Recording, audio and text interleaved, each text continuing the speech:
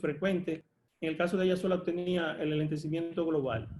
Y si ustedes ven esto, esto era en la primera semana, cuando ya había pasado de trastorno psiquiátrico nocturno a un trastorno del lenguaje donde no se entendía ni comprendía lo que decía, solo emitía sonidos y creo que ella tampoco entendía. ¿Cuántos años tú tienes? ¿Cuántos años? ¿Y cuál es la fecha de hoy? ¿Cuántos hermanos tú tienes?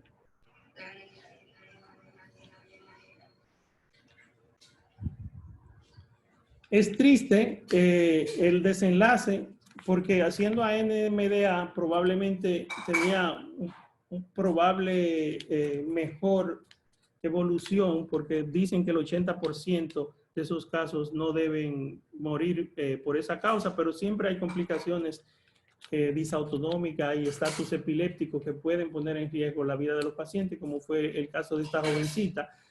He presentado este caso porque me interesa que todos pensemos cuando tengamos una mujer joven, independientemente de que tenga alteración de tipo autoinmune, periférica o cáncer, en que podría ser esto. Porque mientras más temprano actuemos, más posibilidades de devolverle gran parte de su salud.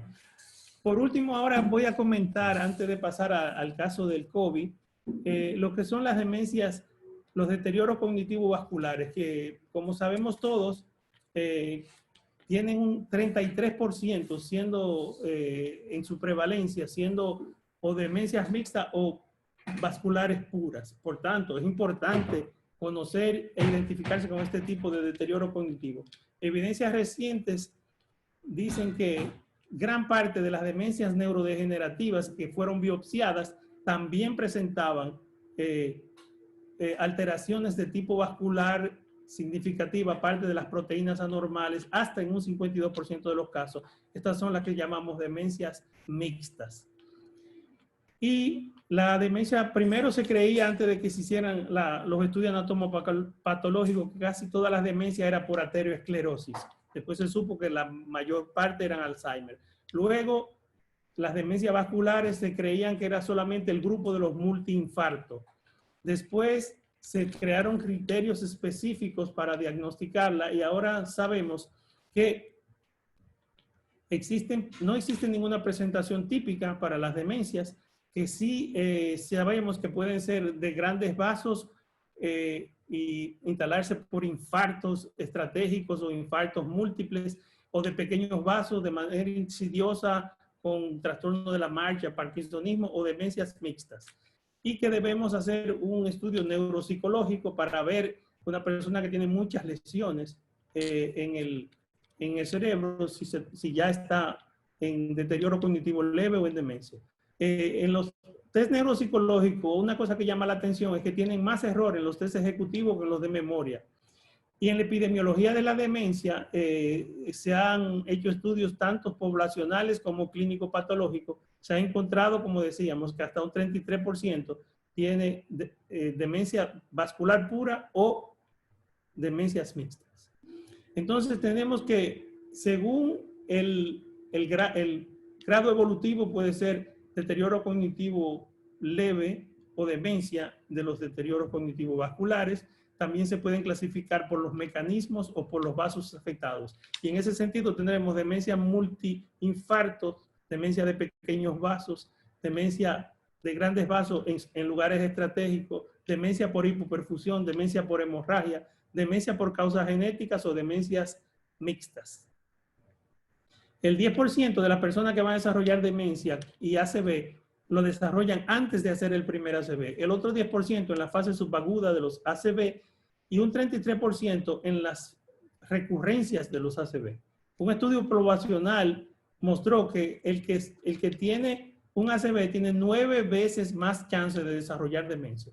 Y hay una asociación temporal entre la demencia y el inicio del ACV, que casi siempre el que se va a desarrollar demencia como consecuencia de un ACV único o de sitio estratégico lo desarrollan los 6 meses que siguen. También se ha llamado la atención que como el 20% de las personas mayores de 65 años tendrán infartos silentes, los infartos silentes contribuyen al desarrollo de demencia. Y en un estudio de prevención de infartos encontraron que el deterioro cognitivo leve, hasta un 47% de los casos tenían ese tipo de infartos silentes. Entonces, los subtipos, dependiendo de la causa, tenemos la de pequeños vasos por encefalopatía hipertensiva, que van a estar en una región específica. La de pequeños vasos por angiopatía amiloide, que también tendrán una característica específica.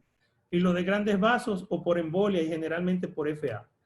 Aquí, en esta gráfica que obtuvimos de el continuo del año pasado, podemos ver cómo los accidentes lacunares que ocurren generalmente en el territorio subcortical, cuando es por encefalopatía hipertensiva, que los espacios perivasculares casi siempre están a nivel de los núcleos grises y que pueden haber microsangrados que solamente se ven en resonancia.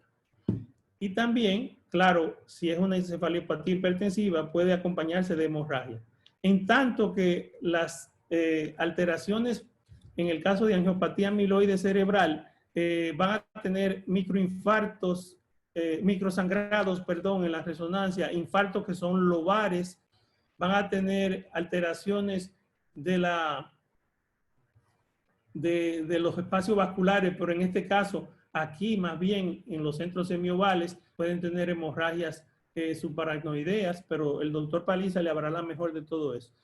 Recordarle que las enfermedades de pequeños vasos pueden producir muchos daños vasculares de pequeña talla, como por ejemplo las lagunas, que tienen menos de 13, los pequeños infartos estratégicos, que un infarto de ese tamaño en el tálamo, ya eso puede producir una demencia.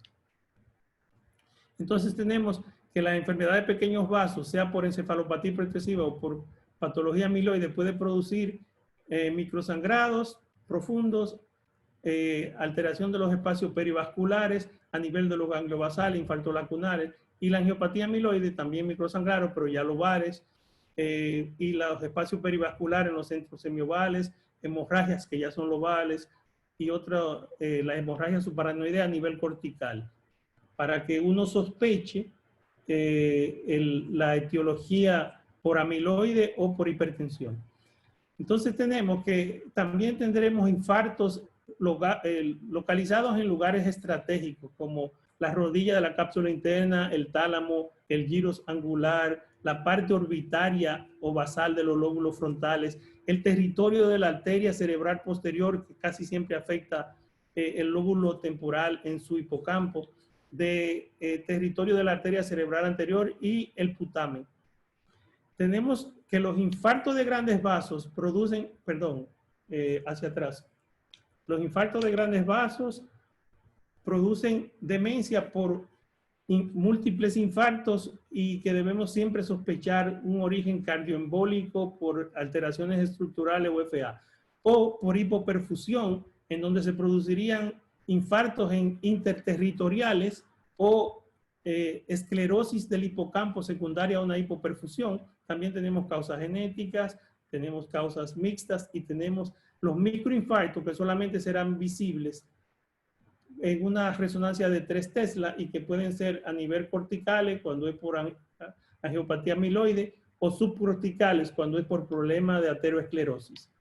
Bien, finalmente, los trastornos cognitivos de origen vascular no tienen tratamiento específico, pero se benefician de una rehabilitación cognitiva cuando están en el estadio de deterioro cognitivo leve. Los ejercicios aeróbicos y las dietas han reportado beneficio. Cuando son vasculares puras, los inhibidores de la acetilcolinesterasa y la memantina no han resultado concluyentes, por tanto no son recomendados necesariamente, solamente si es una demencia mixta en donde sí va a haber también asociación de alteraciones neurodegenerativas. Pacientes con enfermedades cerebrovasculares pueden tener síndrome depresivo o síndrome pseudobulbar, que se le puede ayudar con los IRS, deben a todos los que veamos muchas lesiones vasculares hacerle una evaluación neuropsicológica y ahí encontraremos que están normales o que están ya desarrollando un deterioro cognitivo leve o demencia. Y también determinar los factores de riesgo cardiovasculares, porque controlando esto podríamos disminuir el deterioro. Y sobre todo, por las imágenes, hacernos una idea de si tenemos un mecanismo, el mecanismo de producción identificable, porque entonces, si es por cardioembolia, estaríamos anticoagulando, si es por FA, no valvular, si es por enfermedad de pequeños vasos, estaríamos antiagregando y cuidando mejor la hipertensión, si es por angiopatía amiloide, ya sabe cada quien lo que debía hacer. Entonces, ahora por último y para terminar, quiero hablarles de un trabajo que encontré sobre la demencia en este contexto de COVID. ¿Qué ha pasado con los pacientes dementes? En España hicieron un buen estudio y los envejecientes, como tienen una mayor tasa de mortalidad por COVID, pero también tienen una mayor incidencia y prevalencia de demencia. La tasa de letalidad se ha mostrado hasta de un 8% en los de 60 a 70 y un 14% en los mayores de 80. El estudio de Málaga, que es el que vamos a analizar brevemente, en pacientes con COVID, lo que hizo fue que tomó un grupo de casos de demencia que llegaban a los hospitales por la enfermedad de COVID y un grupo de controles y encontraron una estadística significativa diferencia, viendo que el 43 de los que tenían demencia fallecieron, en tanto que en los controles solamente el 21. El 80% de las muertes se registraron en pacientes de mayor edad y con mayor comorbilidad, como la diabetes, y